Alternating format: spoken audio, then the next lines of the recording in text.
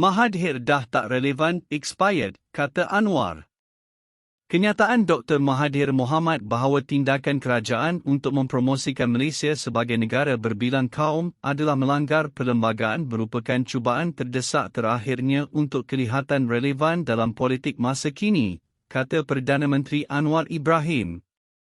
Bekas Perdana Menteri itu, tegas Anwar telah kehilangan pengaruhnya selepas pilihan raya umum ke-15, apalagi selepas dia mengalami kekalahan besar di kerusi Langkawi. Mahathir, hilang deposit di Langkawi, saya rasa kita tidak patut ambil serius sangat. Sudah tentu, ini percubaan terakhirnya untuk dilihat relevan. Saya akan menjadikan dia tidak relevan.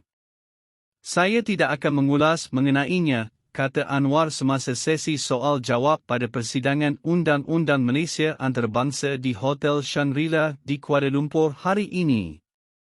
Dia menjawab soalan bekas Presiden Badan Peguam Malaysia, Christopher Leong, yang menjadi moderator sesi itu, sekiranya ada kesan daripada komen Mahathir itu.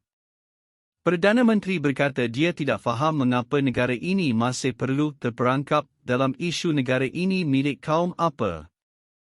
Saya tidak faham mengapa pada 2023, kita terperangkap.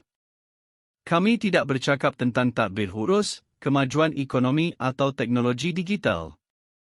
Kami terperangkap dengan isu negara ini milik siapa, katanya.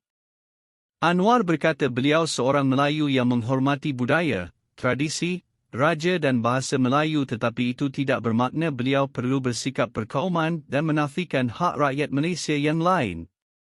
Sebaliknya, kata Anwar kerajaan Madani akan menggunakan semua kuasa dan sumber yang mereka ada untuk menangani keadaan yang semakin tegang.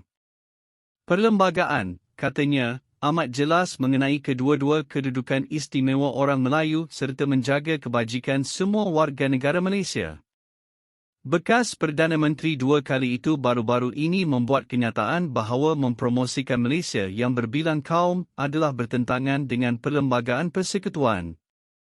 Sebelum ini, Mahathir juga menuduh orang bukan Melayu, tanpa memberikan bukti, mahu menukar pemilikan dan nama Malaysia.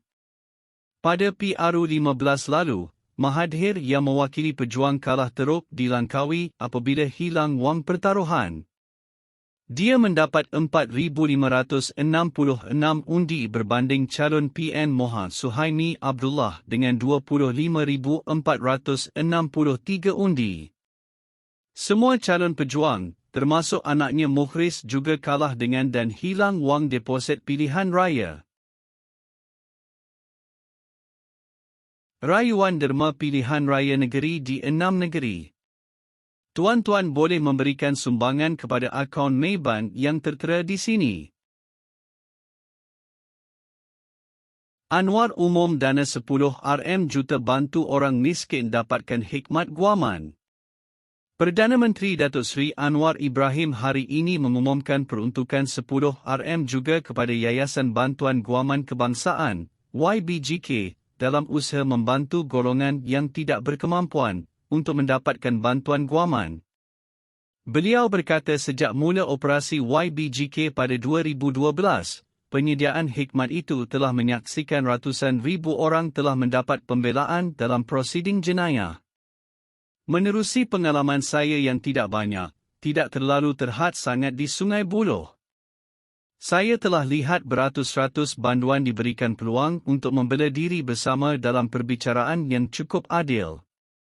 Sehubungan itu saya terpanggil untuk mengumumkan satu lagi tambahan 10 juta RM bagi tujuan ini, katanya dalam ucap tama di persidangan Undang-Undang Malaysia Antarabangsa di Kuala Lumpur, hari ini.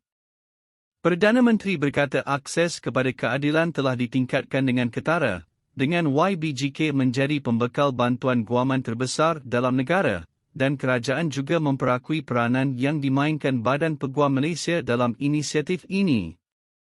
Rayuan derma pilihan raya negeri di 6 negeri. Tuan-tuan boleh memberikan sumbangan kepada akaun Maybank yang tertera di sini.